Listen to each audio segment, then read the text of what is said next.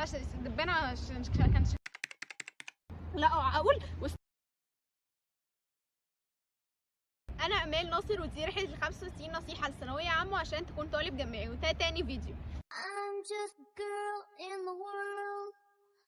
That's all that you. والنهارده هنتكلم عن الضغط النفسي، اكبر مشكله في ثانويه عامه، وهي المشكله بالنسبه لي فعلا، هي المشكله الاساسيه. لو انت حاسس الوقت عدى، حاسس زمايلك سبقوك، حاسس المدرس مش واثق فيه، حوارات كده بتعمل لك ضغط نفسي. هو لسه الوقت ما عداش ولسه في وقت، ويعني وبدري قوي قوي بجد على الاحاسيس دي. انا عارفه ان الوقت من منظورك انت كطالب ثانويه عامه بتحس لا الوقت ضيق ومش شايفه زي ما احنا شايفينه من بره، وانا كواحده مريت بنفس تجربتكم بقول لكم والله لا لسه في وقت، ولسه الوقت مش بدري ولا حاجه. ده من الضغط النفسي، انت بتحس ما فيش وقت، بس هو في وقت.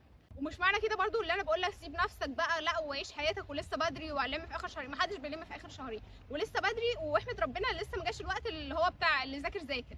والحل الوحيد بجد اللي عشان الضغط النفسي ده يروح اللي انت تبدا تذاكر بجد، حتى لو جزء من اللي عليك، يعني لو مثلا 10% من اللي عليك مقارن بيها. بس لما تبدا وتحط نفسك في المود اللي انا خلاص انا بدات وهذاكر، ده بالعكس هيحسسك براحه نفسيه، وهو ده الحاجه الوحيده الحقيقيه اللي هتقلل الضغط النفسي. ولا كلام صاحبك اللي بيريحك، ولا كلام المستر بيريحك، ولا الناس اللي بتقول لك ماشي حقيقه، ولا كل كلام الناس الحلو ده هيحل لك مشكلتك الوحيده انت اللي تقدر تحلها. مشكلتك الوحيده اللي انت تبدا. انا مش بقول خلص المنهج وحقيقي يعني حتى لو خلاص افترضنا الامتحانات جت وانت ما ذاكرتش، على الاقل يبقى متراكم عليك جزء احسن متراكم عليك كله. بجد المشكله فعلا والضغط النفسي مش حل غير لما تبدا. حط نفسك في مود اللي انا هبدا وابدا. لو واحده تقول لي طب انا بذاكر ومضغوطه، لا هي مش مضغوطه من المذاكره، هي مضغوطه من التفكير في المستقبل، من التفكير لو هيحصل ايه بعدين، طب ادخل الامتحانات ازاي، طب انا اصلا يعني هعيش الشعور اللي انا داخله الامتحان ثانويه عامه. لا الحاجات دي ما افكرش فيها دلوقتي، المفروض ما افكرش فيها، لان ربنا كده كتب لنا. يطلع واحد تاني يقول لي طب انا زهقان من كتر المذاكره.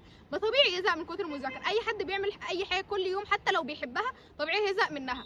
ما ينفعش عشان ثانويه عامه تبطل حاجه كنت متعود عليها. لو انت كنت بتلعب رياضه مثلا، بتروح جيم، متعود حتى تروح كل جمعه لاهلك، ما ينفعش تبطل عاده انت كنت متعود عليها. ده ايام عليك ستريس، هيضغطك اصلا نفسيا اكتر، هتحس الاحساس اللي انا مضحي، لا انا سايب كل حاجه. لا طبعا عايزه اقول الثانويه عامه دي فتره بحلوها ومرها كده هتعدي. وافتكر بجد اللي مهما سعينا كان موجود، كده نصيبنا مكتوب، احنا ما علينا الا السعي، النتيجه دي بتاعت ربنا. بجد مش عايزاكم تقلقوا، ربنا معاكم يا رب. والنهارده كان تاني فيديو في رحله ال 65 نصيحه، واستنوا 63 فيديو الجايين.